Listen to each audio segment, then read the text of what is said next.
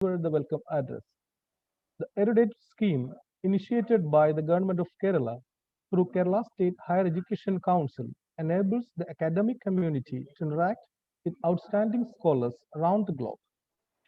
More than 200 scholars, including Nobel laureates, have already taken part in different programs organized by different academic institutions.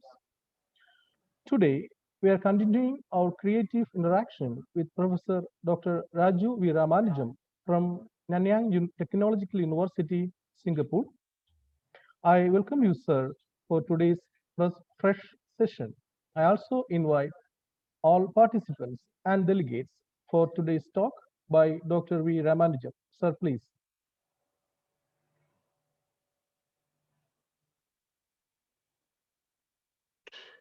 Yeah, thank you very much for your kind introduction and welcome. Today, I will be talking about um, magnetic materials, but in the context of composites, polymer magnet composite materials, and how we can use this for very unique type of applications, namely self-healing, damage sensing,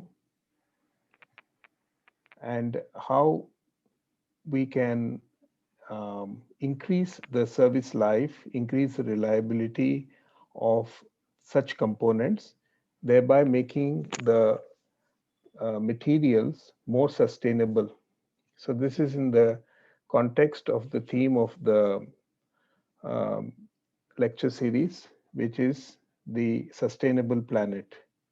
So, let me show you the slides. So, give me a minute for me to find the slides and share with you.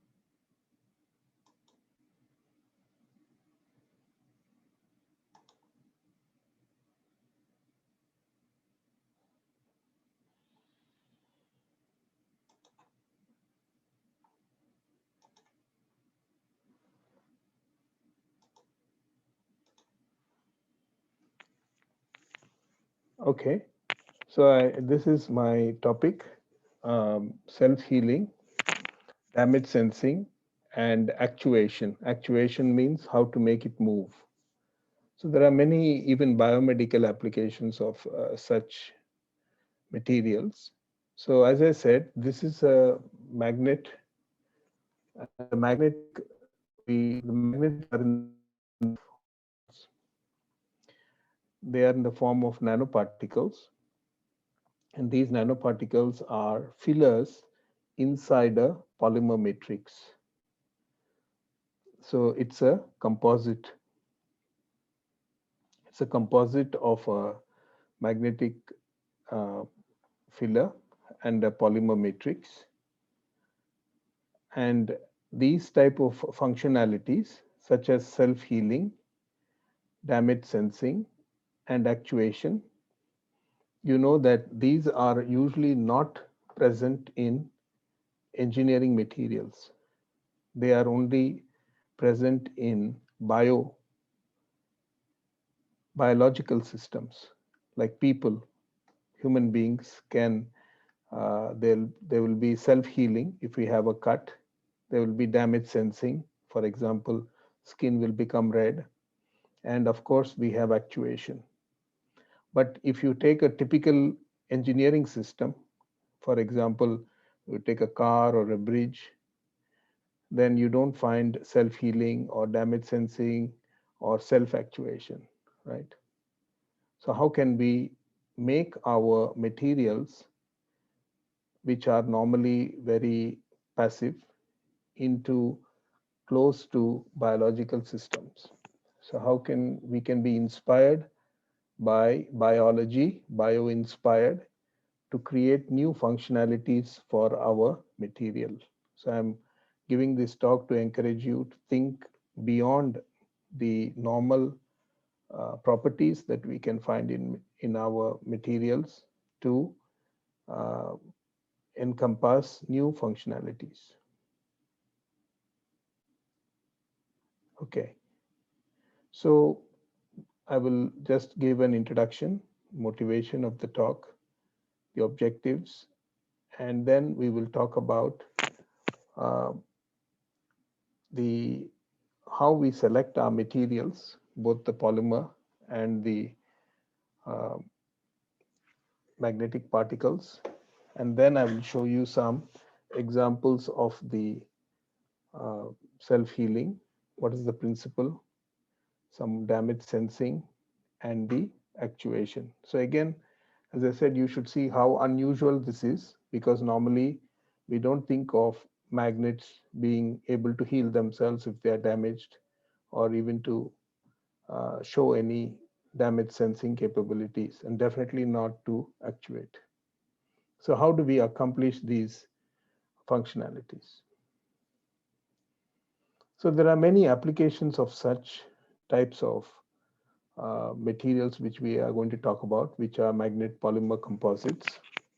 So these are magnet polymer composites here, and they can be used in as active materials. That means they behave like biological systems. And there are many applications. One is in structural health monitoring.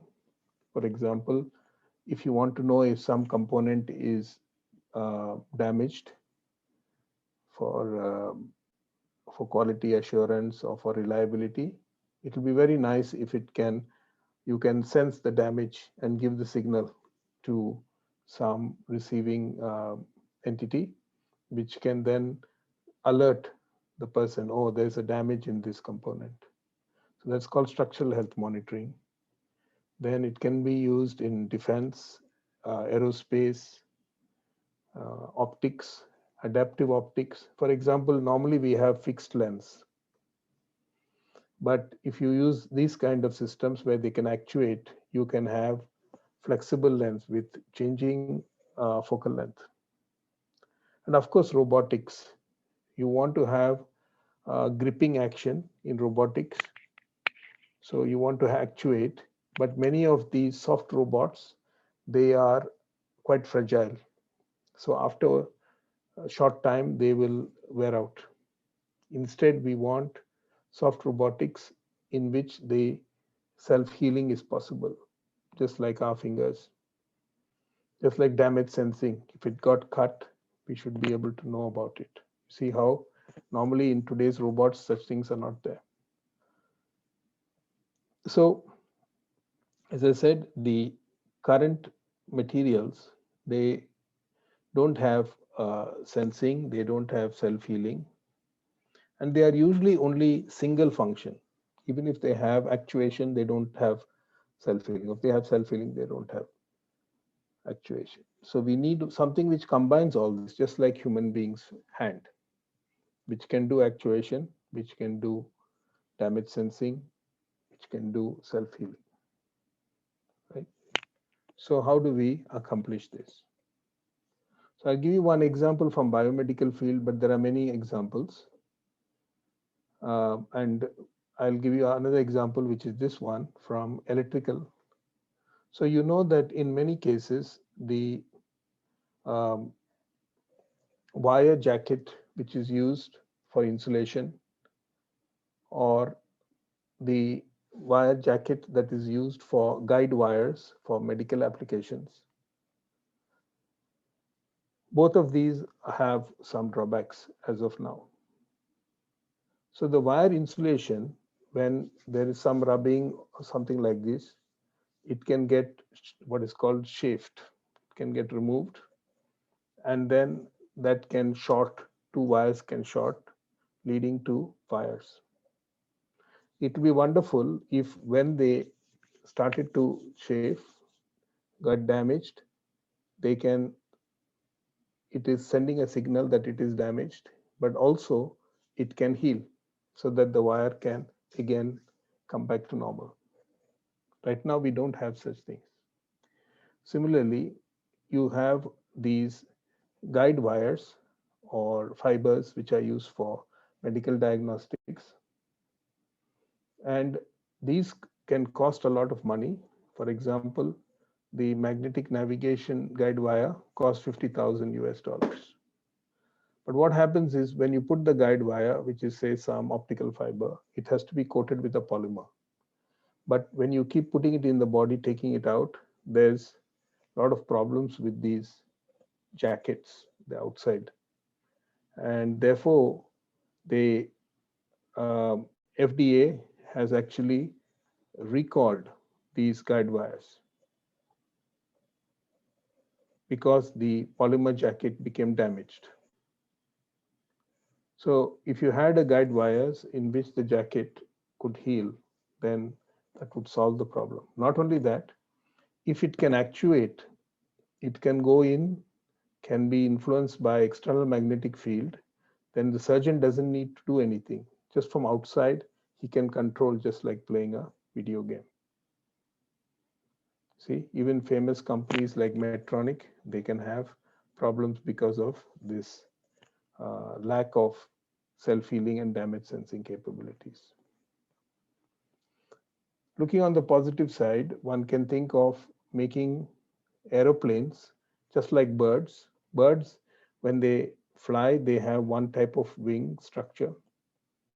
And when they take off and land, they have a different type of wing configuration because that is the most efficient. But right now, in a plane or other systems which are flying, it's all fixed wing. But if you can change the shape of the wing, called morphing, then you can make a bird like a plane. And if you can make a you can make a plane like a bird, which means that you can have a compliant wing structure, and that can save fuel,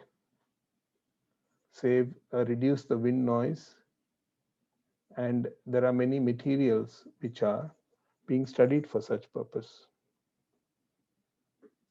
So what we want to do in short is to incorporate these three functions into our single composite. So you can see from sustainability point of view, it is going to definitely lead to reuse, increase of the lifetime, improvement of reliability, and safety is also improved. So these are the three functions which I'm talking about: self-healing, sensing, and actuation. So how to do this? So the answer is to use a composite of a magnet filler and a polymer matrix, which we call MagPol. MagPol means magnet polymer. So using this, we can add the capabilities or functionalities of healing, sensing, and actuation. So let's go through this and see how this can happen. Right? So just to, it's a multifunctional, self-healing, damage sensing, actuation, soft. Okay. So let's start with the polymer matrix. The polymer matrix, we want, because we want to actuate, we wanted to have low elastic modulus. We want to do sensing.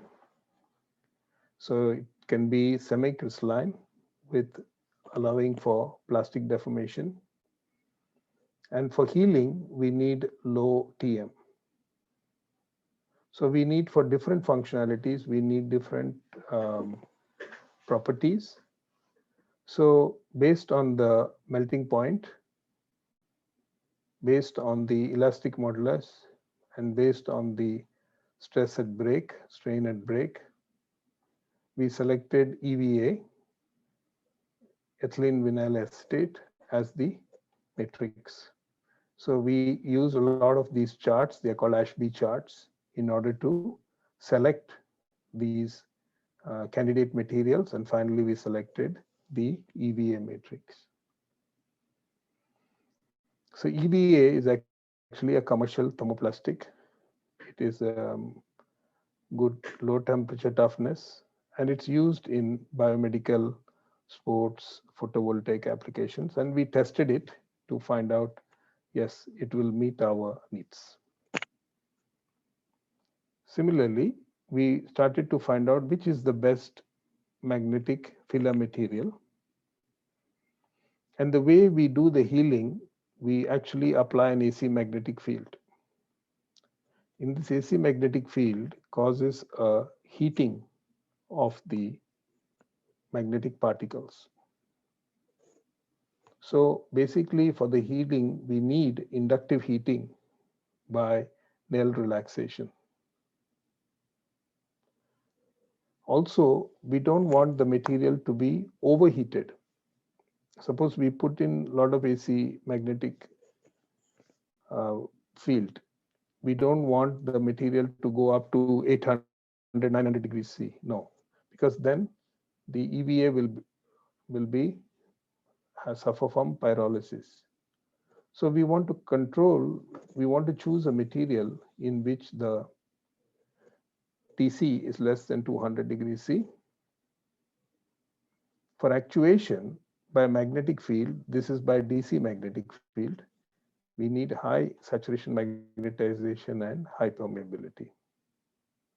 So based on these requirements of TC, MS, and mu, we have selected manganese zinc ferrite nanoparticles. Again, we did a lot of work to select those materials, a lot of filtering, you can say, and we could select this material. Now we prepared the material by hydrothermal process, and we selected different values of manganese to zinc. So we could find the manganese, we tried from 0.7, 0.8, manganese 0.9, right? We changed the ratio of these materials. So for example, manganese 0.9, zinc 0.1, manganese should be 0.2, manganese 0.8, zinc 0.2, manganese 0.7, zinc 0.3. Anyway, we changed the manganese level relative to the zinc, and we found that based on the magnetometry, BH curve, the XRD, the magnetization dependence with temperature, that manganese 0.7 and manganese 0.8 could fulfill the requirements which I told you in these previous slide, right? TC, MS, and mu. Then we wanted to also look at how much actuation we can get, how much sensing we can get, and that of course depends upon the level of loading. How much loading do we do? Do we put 2% of filler particles, or 5 or 10 or 20 or 40 or 60? And by changing the loading content, we can change the mechanical properties. And by changing the mechanical properties, of course, the actuation is affected. So we changed the filler concentration all the way from 2% to 60% and studied the change in the magnetic properties, the shape memory properties, the stiffness, and the glass transition temperature. So we did a lot of characterization of these materials. And now we start to use these materials for self-healing. So what we do is we damage the material. So this is a sheet of polymer matrix magnetic filler. And initially it was a full sheet. Then we take that sheet and we tear it into two, completely into two. See, it's completely torn into two. Now you may think, wow, this is impossible. How can he ever make this heal? This is torn into two. So you can take a material like this, put it together like this, and put it in the AC magnetic field, like you see here. This is our equipment. And you can see that the material, after we have put it, has healed. So it is again the same material. So how does this happen? Basically, when you apply the AC magnetic field, it gets heated up. The magnetic particles get heated up by the excitation of the AC magnetic field. Then when they relax, heat is produced. So that internal heat is used to produce chain rearrangement. I'll talk more about this in the next slide. And because we control the TC, it can never overheat, because after the TC, the AC magnetic field won't be able to excite the material. So by this method, we are wonderful accomplishment of being able to take a damaged sheet and able to heal it. So we actually did modeling to calculate how much loading we need in terms of the heat produced by the nanoparticle loading. So we did some heat transfer models and we found pretty good agreement between theory and experiment for these cases. And as I said, the temperature can be very nicely regulated so that the polymer doesn't get damaged by the heating. So for example, we can regulate the temperature in wide range depending on the polymer. In our case, it's EVA, but maybe for some other material, it can be some other system. So now we change the loading fraction, how much filler concentration we put, 10%, 12%, 16%. And we found 16% is good. It can easily give us 100% healing efficiency in a short period of time. So the higher the loading, the faster the healing. So in a few minutes, we can heal our material. So here's an example of our healing capability. You take this polymer matrix magnetic filler sheet, the MagPol sheet, and just use a razor blade and cut into two. Then we apply the AC magnetic field, and you can see it has started to heal. 2 minutes, more healing, 5 minutes, 10 minutes, 20 minutes. It's completely healed.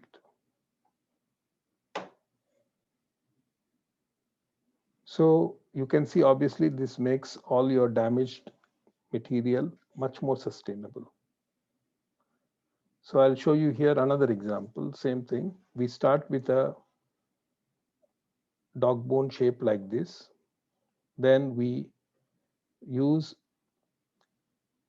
the tensile test to completely break it into two. Now, if I showed you this in the normal world, you would say, oh, that's impossible for us to heal it.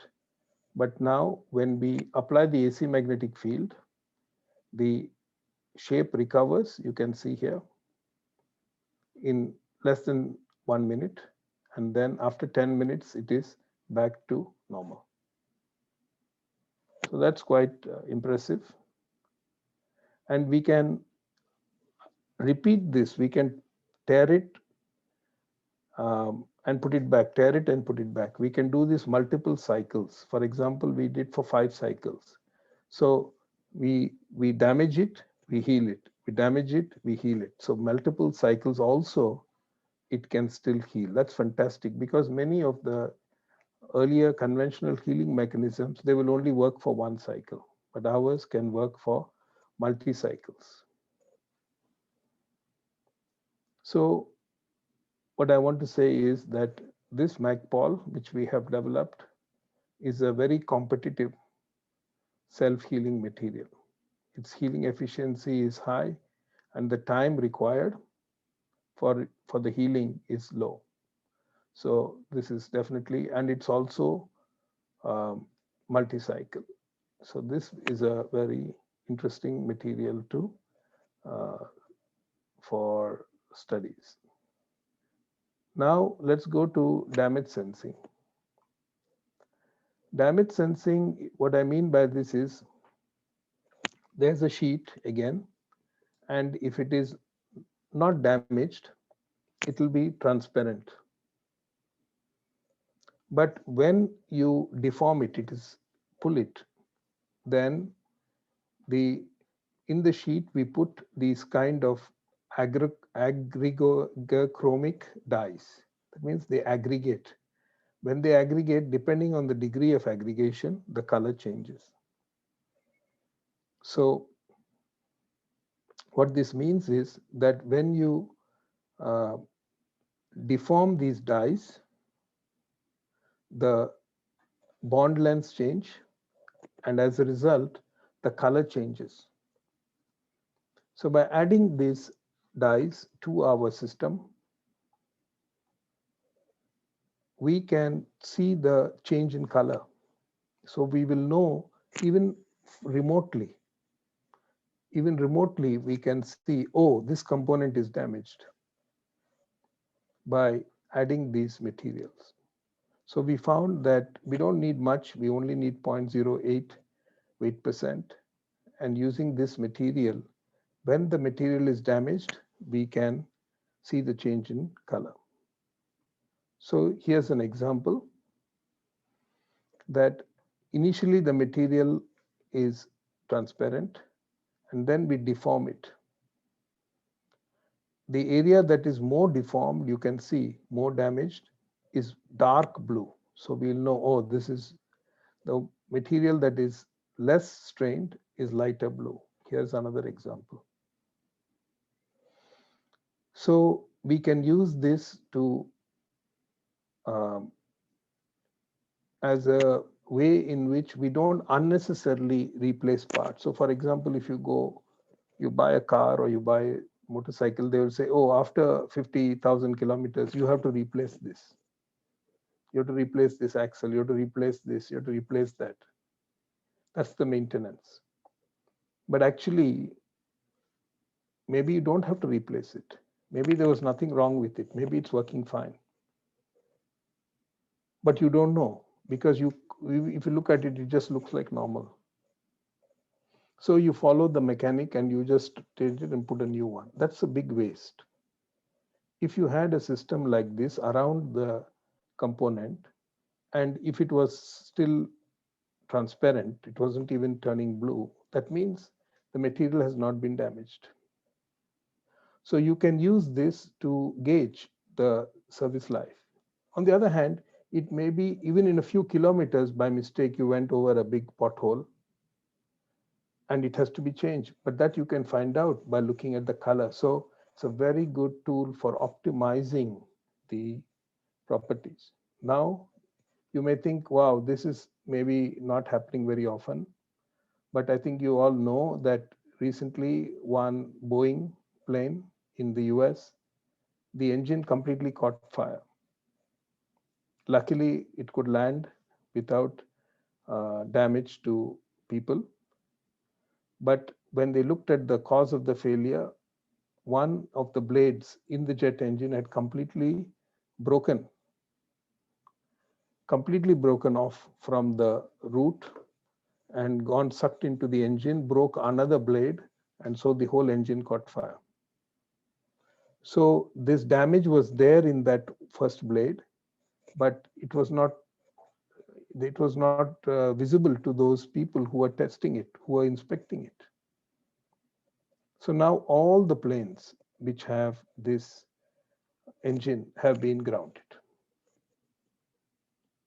Just giving one example, just happened, it's a few days ago. So knowing, if there was a way that blade could have been coated with some material like this, it could have been known, oh, this is a very damaged area, we should replace this blade. So you see another example that initially there is not, it's very light blue, then it becomes darker and darker depending upon the degree of damage.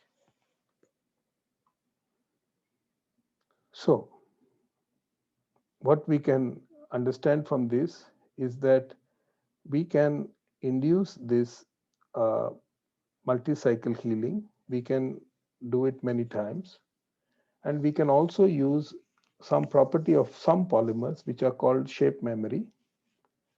And this in shape memory polymers, they remember their shape. So even after it's fractured, when you apply the healing process, which I told you is to apply the AC magnetic field, the it will remember its shape and then come back again to the original shape. So that's very, very attractive. So for example, you see the original shape here was like this. It became, when you broke it, it became like this, but then it remembered its shape is supposed to be like this, and it came back to this shape. So that's called shape memory property of this polymer. So the model is like this, that you can study the healing properties, and you can, when you strain it, the dyes get deformed, the bond lengths get deformed, and we get the change in color. Okay. Now the last part is about the actuation. That means how much we can make it move. And that also we can relate it to biological muscles. How much work biological muscles can do in picking up. So sometimes these type of materials are called artificial muscles. So we can actually um, do make it do this actuation repeatedly, just like muscles can do repeatedly. So we can make it do a work loop. So work loop is a way in which, muscles, they lengthen and then they shorten. So we can follow the same type of loop even for our artificial muscle. That means the things Magpul that we have made. So we've done these type of work loop calculations and compared it to other actuators. And we find, yes, our work density is comparable to very well-known actuators like polypyrrole and IPMC actuators, right? So we get good work density. So our material fits in there. So we can actually make it actuate by a variety of processes.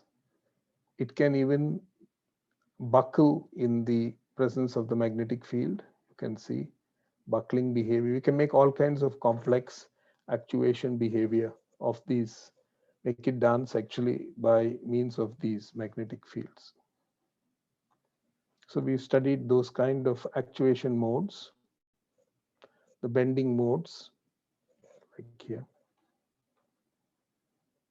And we've compared the work density to commercial actuators. We find, yes, it's comparable to some of the well-known actuators.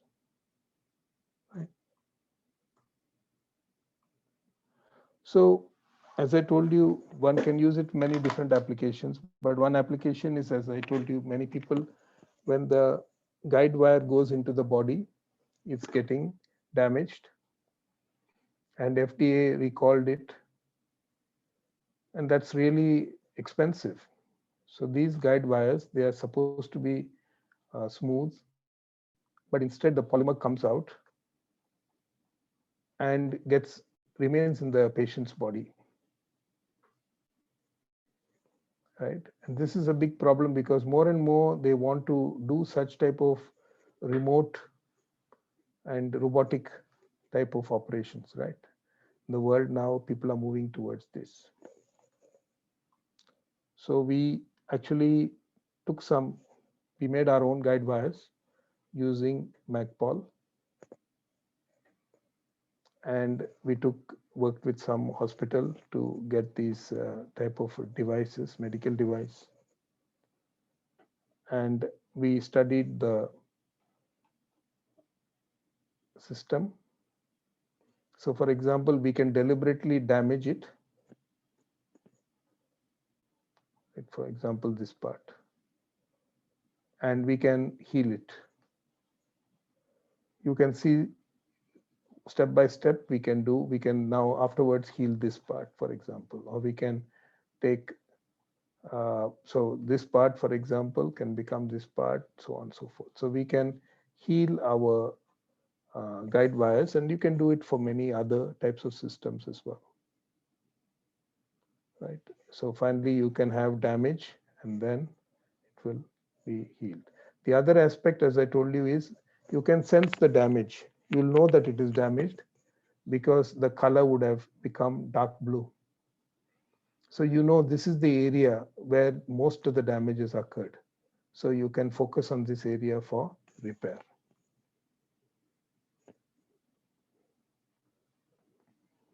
Right. So we measured this and we tried to quantify how much field we need in order to accomplish these kind of activities.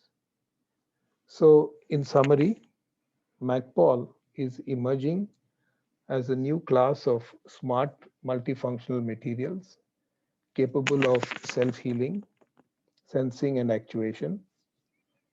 And we have used manganese zinc ferrites as the magnetic material with tunable magnetic properties and commercial EVA thermoplastic. And we have a thermally activated self-healing by exposure to AMF, a damage sensing through aggregate chromic dyes, and remote and fast actuation with large strain. So in other words, we have introduced these new functionalities into our material. So we made so many significant findings, which is that we could tune the Curie temperature to the right temperature so that the polymer doesn't get damaged. We found out the properties as a function of loading of the magnetic nanoparticles. We could get 100% healing efficiency in less than 5 minutes. We could get without pyrolysis, and we could repeat it for several cycles, multiple cycles. So for sensing, we could, again, we could combine this with the healing. And for the actuation, we could actuate it in very low fields. Magnetic fields is good enough. And our material, the properties were comparable or even better than commercial actuators. So as a concrete example, I showed you for next-gen guide wire capable of MRI therapy and magnetic positioning. So with that, I thank you.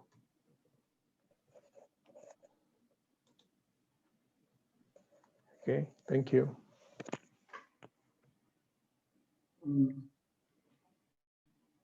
Thank you, Raju. Let me just ask Susan, so what exactly is their strategy like?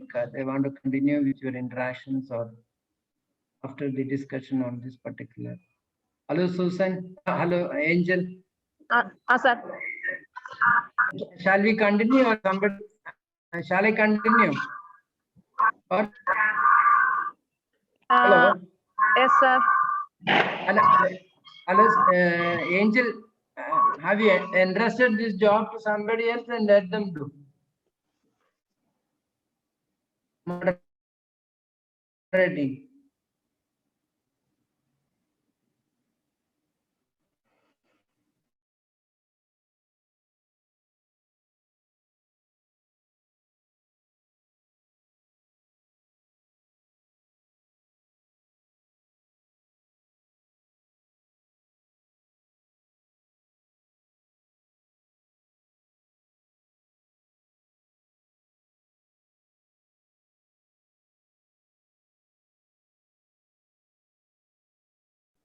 put this material like into a coil, and only the adhesive which contains these magnetic nanoparticles is heated up. So we can actually reduce the curing time from several hours to few minutes. So we have some patent on this, and it, Yeah, I seen that paper report which has come and which was Correct. widely, yeah. Even I Yeah. circulated it among my students actually. right, yeah, that's Yeah. So quite my exciting for us. so with respect to curing, and no, my question is, for example, you have an aircraft and you have put this backbone structure, and bring the crews some workers and Oh, okay, just okay, yeah, okay. So possible. okay, Means so within that's okay. So unfortunately, this method is not autonomous okay, yeah. in the sense that you need to apply the AC magnetic field. There are some other methods which by themselves they will heal. This is also good. The problem is that those methods are not powerful, So in other words, there's a degradation in the mechanical properties. So both have advantage, disadvantage. As you say, in a plane flying, definitely if it could heal without any AC magnetic field, that would be fantastic. So then for those cases, you have to use some other material, not our material. So again, because you did only up to 5 cycles, isn't it? We did showed up to 5 cycles. There's no change. Yeah, we but did 5 cycles is dozens. not enough, because as far as industrial applications are concerned, you have to you need to do the accelerated testing or something. Well, no, okay. The way it is like this, in almost all the healing systems, there are two problems. One is most of them are single cycle. For example, there's one method which uses glue capsules inside the polymer. So once you tear it, all the glue has come out. Next time, if you try to heal it, you close it and try to, all the glue has already come out. So it's a single cycle. So 5 is much better than Much 1. better, okay. That's one aspect. The other aspect is there are other methods which are multi-cycle, but in those cases, from second cycle, third cycle, there's a big drop in the mechanical performance. In our case, we can do, actually we've done up to 20, but up to 5 there's no difference in the mechanical property. So that's, in that sense, it is good. There is no hysteresis at all. After like 10, 12, yes, Okay. there is, yeah. So one more question, for example, in one of your loadings with this magnesium ferrites, because we did see a hysteresis loop, but normally, for example, these are nanoparticles and so paramagnetic, and the heating is because of Néel rotation. Yeah, So, that's correct. so for example, if you have some hysteresis loss, so that also can aid. Will definitely. That is correct. That is correct. Correct. So, then, for example, you apply a magnetic field. It's essentially magnetostriction, and the magnetostriction is the order of microstrains. Correct. So, in one of your transparencies, you showed something like 8 centimeters of extension of strain. So that's because of the length. Yeah, that is of the just chart. externally loaded, not due to magnet. No, that's external straining. Hello. Oh gosh. No, we have lost the link. No, I think they're there. Hello, Angel. Sir, Yeah, Angel. Ask students. Santosh, ask students to ask questions from Tuma College. Okay. There's one question. How does the mechanical property affect the actuation? And the answer is yes, it definitely affects. So if you have a low stiffness material and you're subject to magnetic field, it will deform in a very different way from a high stiffness material. So the stiffness plays a role. And the another aspect that plays a role is the filler content. The more the filler you put, the higher the stiffness.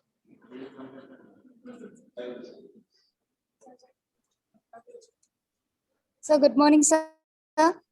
Yeah, good morning. So we have taken a definite composition of manganese and zinc.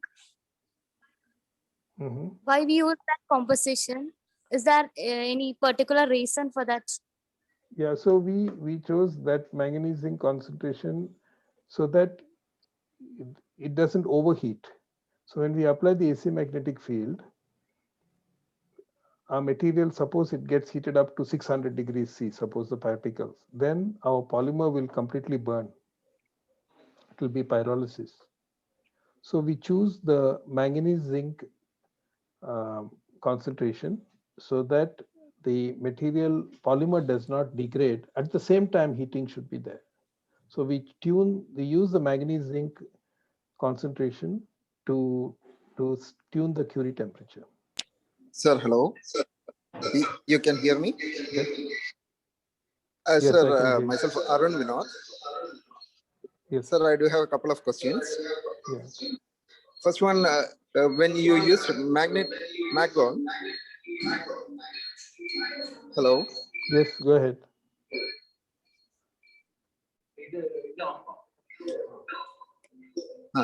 Hello, sir. Yeah, go ahead. Induce the fracture. Is there any particular method in which you induce the factor? Okay, so we induce the factor. Yeah. And the second one is when you used a alternating magnetic field, the samples must have been heated, right? So is there any particular method you used to cool for cooling the system? So these two. Okay, so the first one is the fracture we did in two ways. One is we simply cut it with a razor blade. So that's a simple way. The other way which I showed you is that we did a tensile test. So we prepared the sample and pulled it in the conventional tensile tester. So that's how we did the fracture of our materials. And regarding your second question related to, can you repeat your second question? Sir, for the AFM, alternating magnetic field studies, right. In that one, kept the samples, there will be surely some heating effects, right? So is there any method in which you made the system to be cooled down? So how that effect was contributing to the shape memory behavior? Okay, so we didn't tune that. Yeah, I think it can be done. Yeah, we did it in a simple way. We just let it cool in the air. Okay, sir. Okay, there's another question. Is there any loss or attenuation while current is passed through these Magpul guide wires? Okay, so these guide wires, it depends on the guide wire. Some guide wires are optical, they're ceramic ones. See, nothing happens to those. There are other guide wires which are metal, nitinol, some shape memory guide wires. Those do get heated along with our Magpul. But the extent of heating is much less because our Magpul, we have designed the size. I didn't talk about all those factors. So that the size is very optimized for increasing the absorption to the radio frequency field. So in other words, it very efficiently heats up. And therefore, our heating is much more in our Magpul compared to the interior of the guide wire.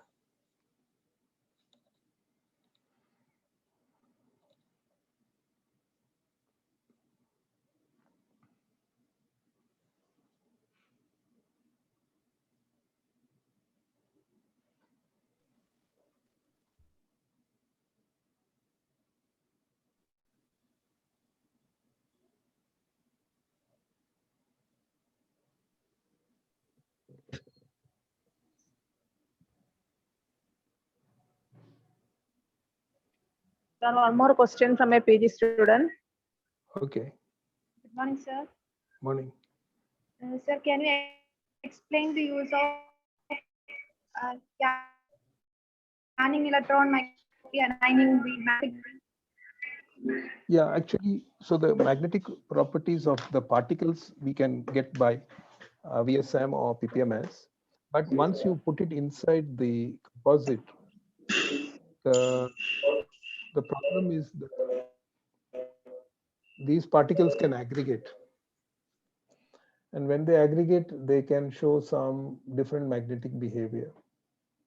Therefore, we put the do SEM to get an idea of the aggregate size.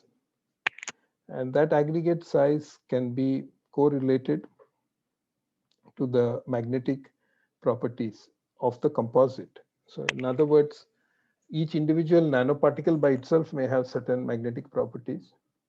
But in reality, we are dealing with assembly of particles. And because they are in close proximity, they will show some other behavior. And that when we do SEM, we can see the size distribution of the clusters. That's what we use it for.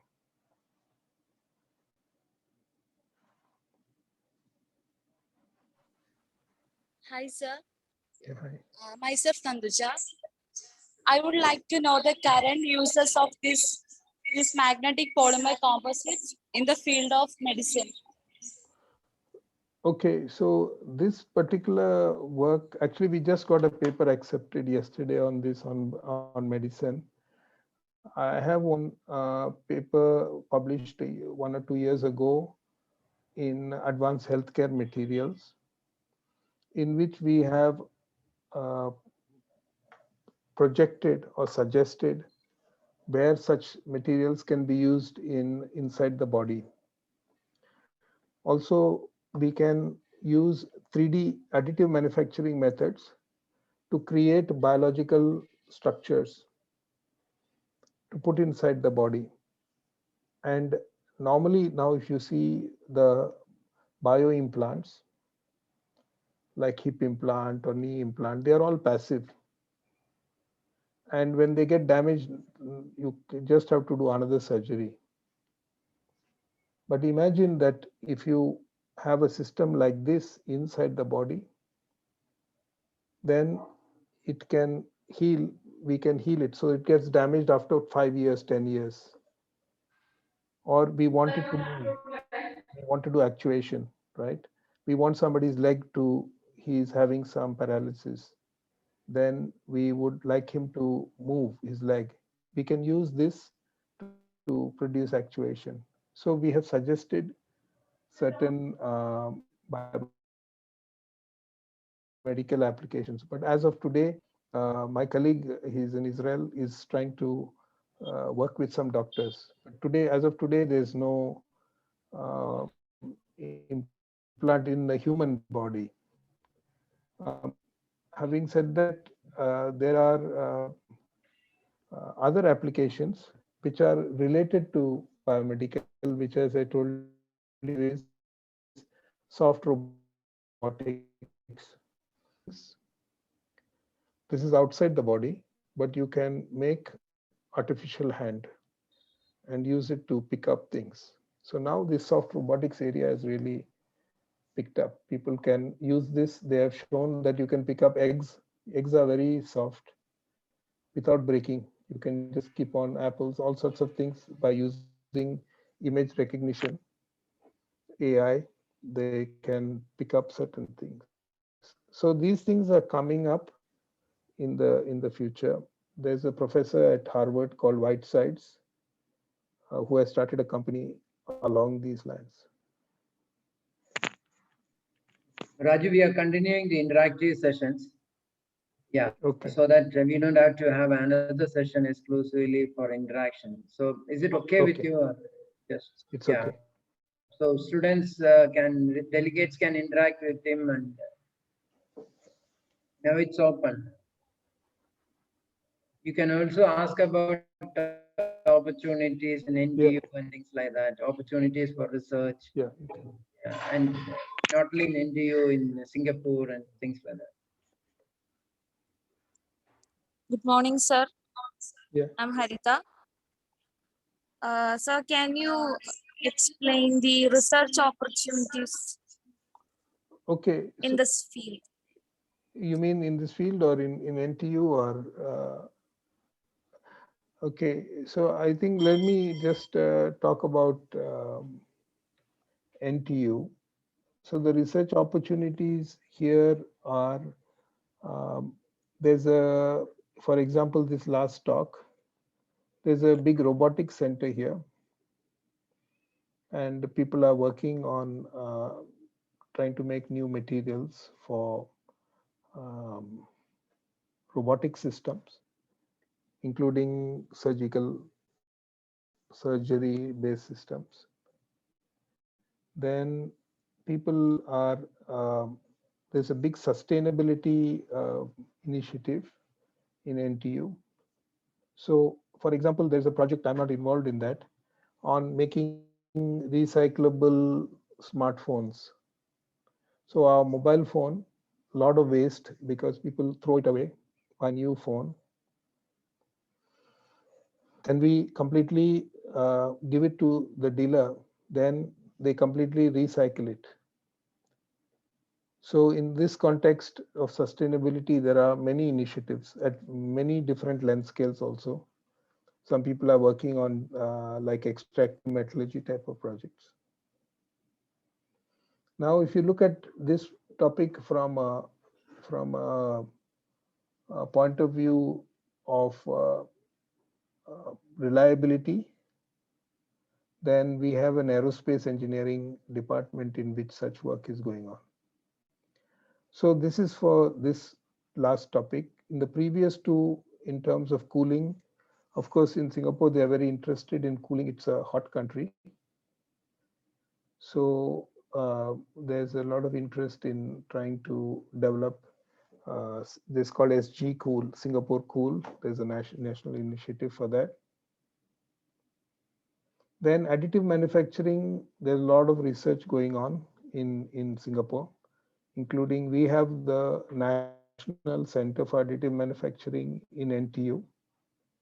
But even in NUS and SUTD, there are a lot of additive manufacturing efforts.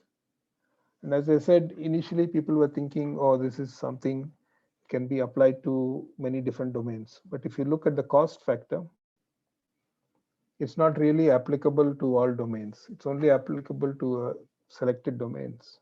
So now people understand what those domains are, and they are focusing on those aspects and those systems and those products. So in general, earlier, historically, magnetic materials was being supported here because there are a lot of data storage activities, hard disk manufacture. Now there's much less of that, but there are other areas like spintronics, which are related to the traditional hard disk, which are also being funded.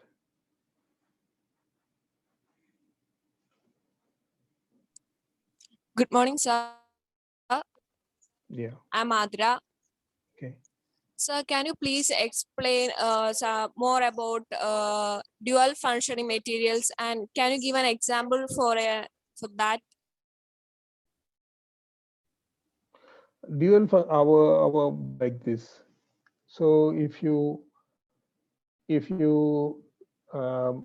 hits you, then your skin will become red. So that is actually sensing. So when you look at it or something bites you, you don't know where it has bitten you, some insect.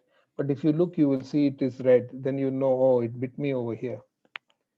That's the damage sensing, because there are two aspects. One is when it bites you, your body sends signal that something has bitten you. That itself is a indication of the damage, but you don't know where. Maybe it bit you on your back, but somebody else can see it is red and show that it is damage sensing.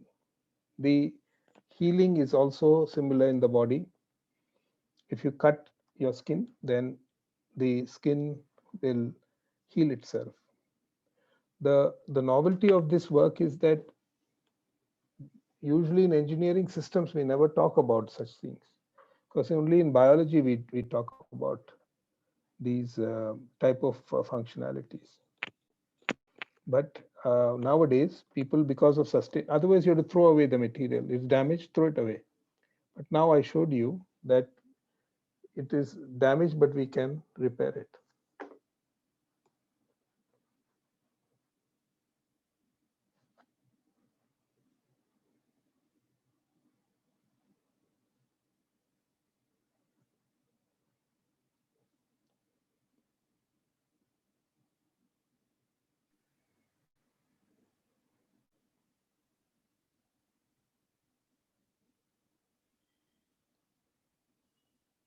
Any questions?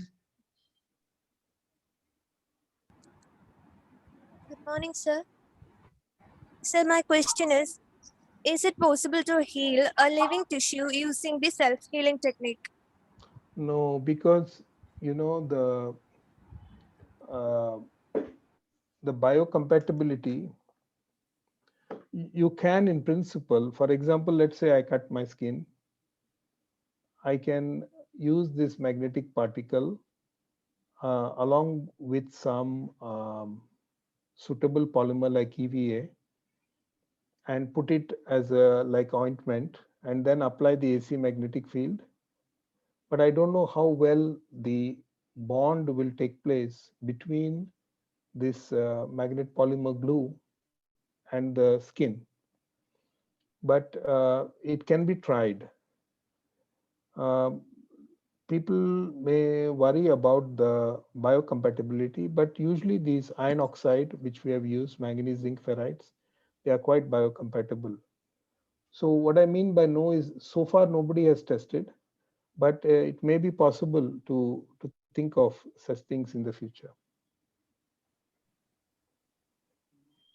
Raju, with your permission, I'll just add Yeah, sure, please. just one sentence to as a query to the answer to the query. For example, one can also, this is already in use. For example, we can use these magnetic particles for killing malignant cells or tissues. And this is called magnetic hypothermia. That's not healing, but if you consider it's also a treatment or a therapy. And Raju also has done a lot of work on that.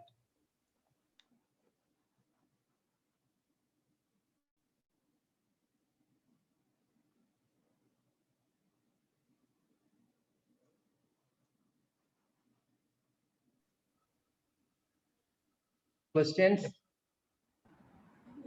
This is exclusively for you. You can ask any questions.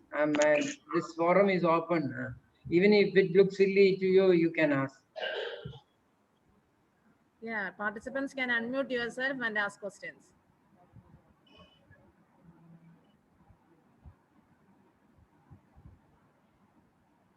So there's a question about how does the healing temperature is controlled in induction heating. So basically, you can tune the heating temperature by the field strength, magnetic field strength, and the frequency. The higher the field strength and the higher the frequency, the higher the temperature.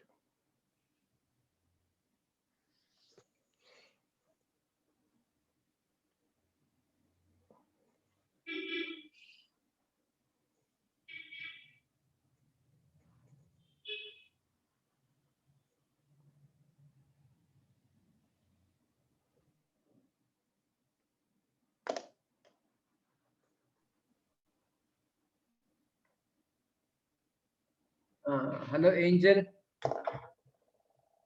Sir, sir. You can also put a word with the coordinators or the collaborating in departments or colleges, so that their students can also ask questions in the interactive session.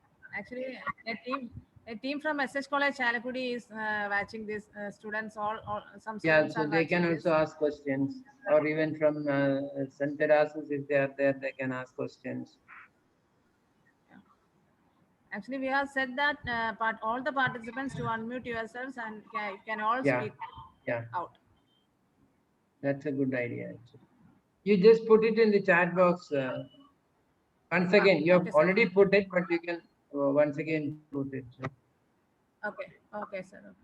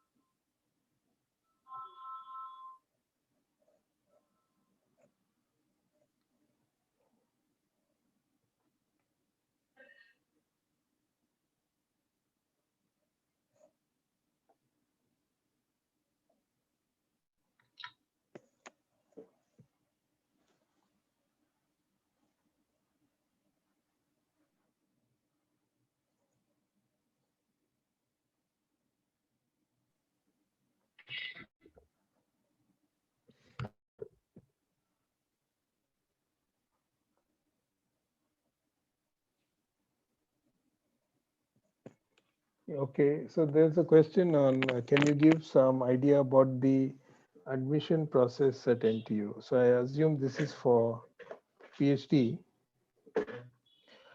So the PhD process, okay, a lot of the process, the paperwork is very well explained on the website.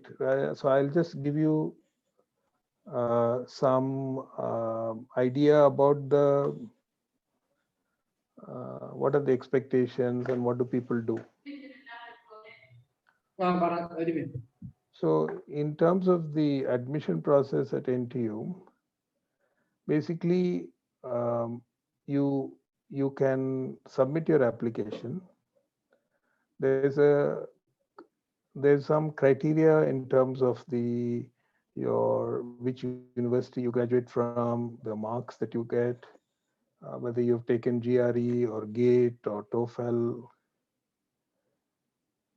and the um,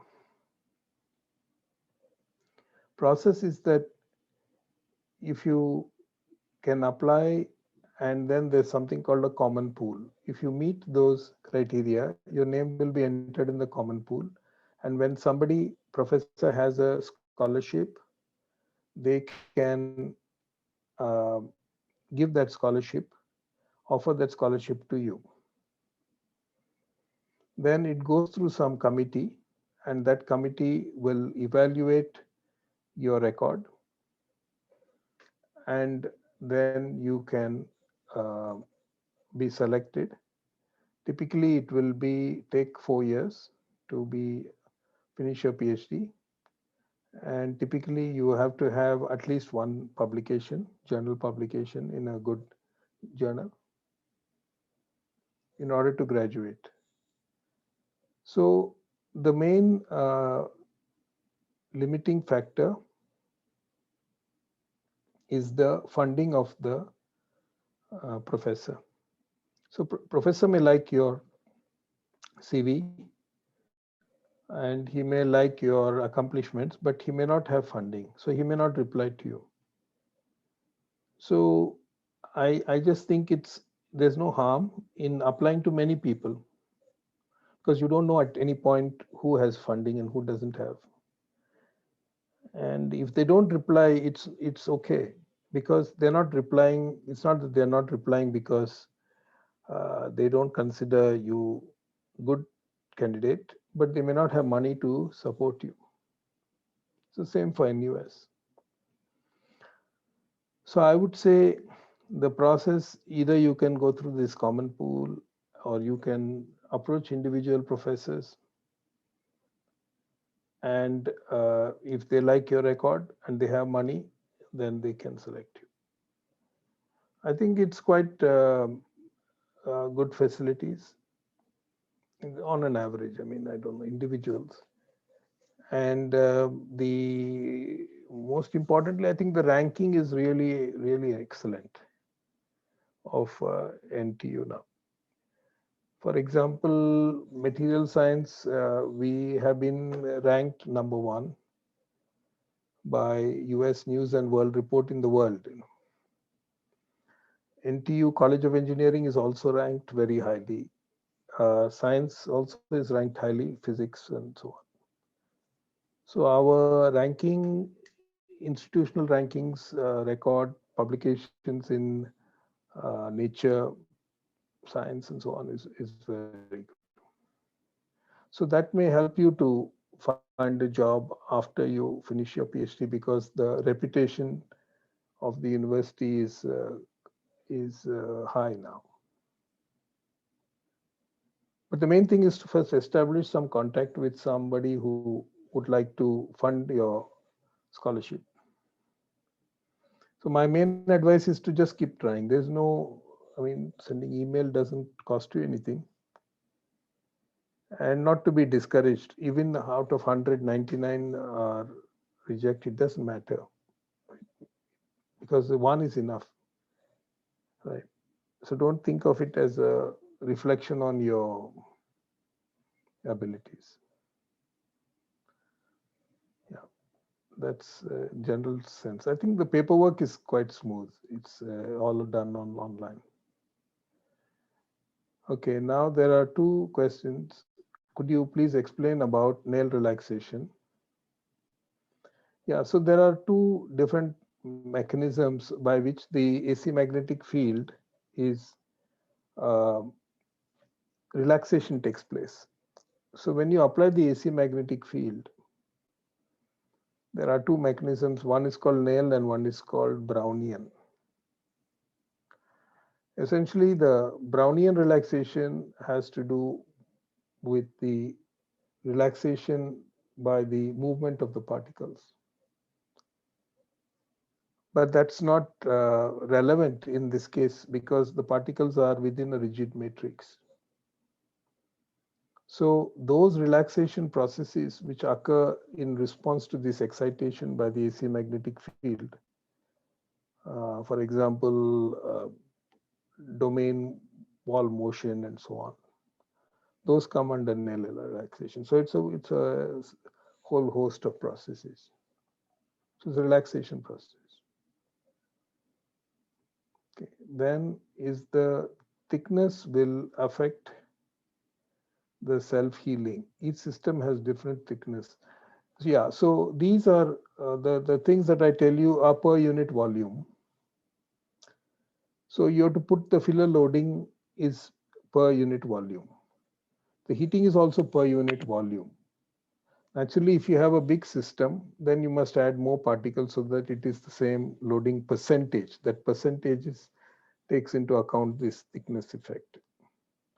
But if you're asking whether very thick samples, we cut it and heal it, we haven't tried those things. But reasonable thickness samples we have cut and repaired. It's quite, actually we were rather surprised that it healed so well. I was not expecting such good healing when I started the research project. So in fact, this is a good example. I told my PhD student Anansa Ahmed, who is actually co-author for this talk, I told her to don't tear it completely, because maybe it won't heal and then you have to make another new sample. Just tear it halfway is enough and we'll test it. But she was bold enough to completely tear it. When she completely tore it, I said, oh God, this is too much. Now it's never going to heal. But then we tried it and it worked. So sometimes you have to be bold in research to get some new results.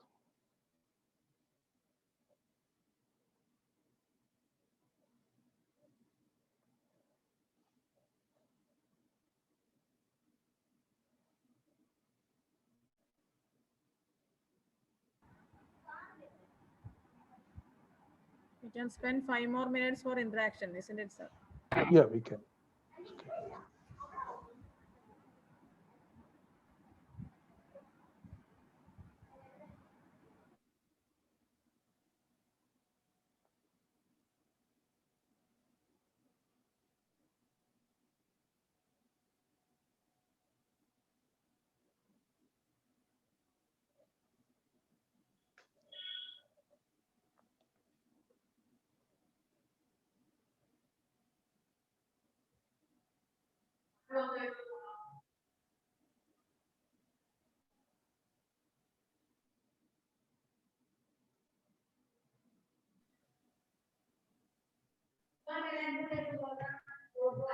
Angel. Sir. Sir. So yeah, I think because you have to prompt students to ask questions. Otherwise, what do you say? Shall I hand it over to you Okay, sir. for Actually, the concluding session? students here are actually very eager today and were asking questions. Some of them. Yeah, I see. There is a lot of a lot of questions are asked by students. Yeah. If there are no questions, let us conclude the session.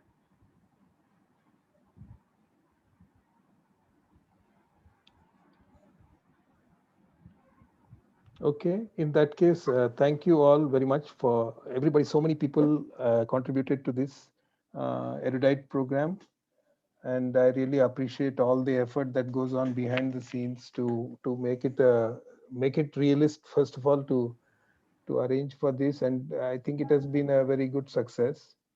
And a lot of the success like this is invisible because the ideas are in the mind of the person, and that can hopefully trigger some good ideas for their own research and their own thinking. So thank you very much for all of you for listening to me, and I hope you enjoyed the talks. Yeah, thanks a lot from my side, Raju, because we really wanted to have you physically in Mattama College. Right. So my request is, because when people might ask, what's your interest in inviting Raju Ramanujan to Tiruvalla? That's my native place. So next time you are in India, you please do come to Mattama College and visit Tiruvalla. I will do that. You are welcome.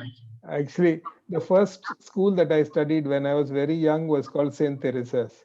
So when you said St. Teresa's, I was thinking of my old school.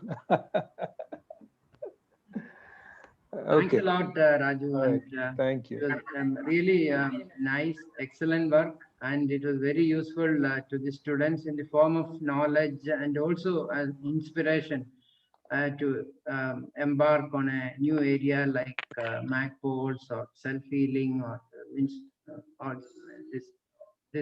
is a very fantastic field.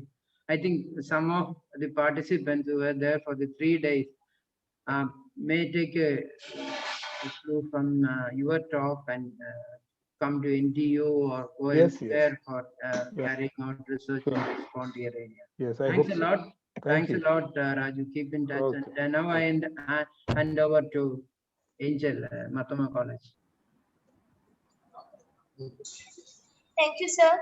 All Now right. I invite Dr. Niju Verghese, Sacred Heart College, Chalakudi, for the vote of thanks. Hello, am I audible? Yes, yes. Yes, sir. Yes. Okay. Good morning, everyone. Respected Professor Raju V. Ramanujam, Professor M.R. Anandaraman sir, coordinators of the program, and dear participants. So we are coming to the end of the third day of the Erudite Scholar in Residence program. We are very fortunate to get an opportunity through this program to know the latest development and innovations in magnetic materials from one of the eminent scholars in the field, Professor Raju V. Ramanujam. So on behalf of the organizers and participants and my own behalf, I express our sincere gratitude to Professor Raju V. Ramanujam for spending your valuable time with us, sharing the latest research developments in magnetic polymer composites and interacting freely with our participants. Thank you very much, sir. It is my great pleasure to thank Professor M.R. Anandaraman sir, my own teacher, whose magnetic material research at QSAT was inspiration for our generations. Happy to see that he is more dynamic in research and other activities even after his retirement. Thank you very much, Anandaraman sir, for your valuable support and guidance throughout this program and for moderating the sessions. Yeah. Thank you, Thank sir. you very much, Nijo. I'm always there to play a role, play the role of a catalyst in every.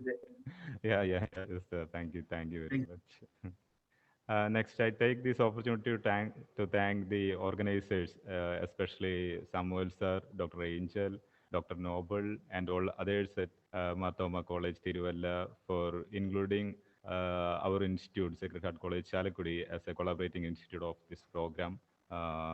I thank all the coordinators and collaborating institutes for the successful coordination of the program in their respective institutes. Finally, I thank all the participants for your active participation in all these 3 days of this program. Once again, thank you all. Thank you. Thank you. Bye-bye. Good luck. Thank you very much, sir. Thank you.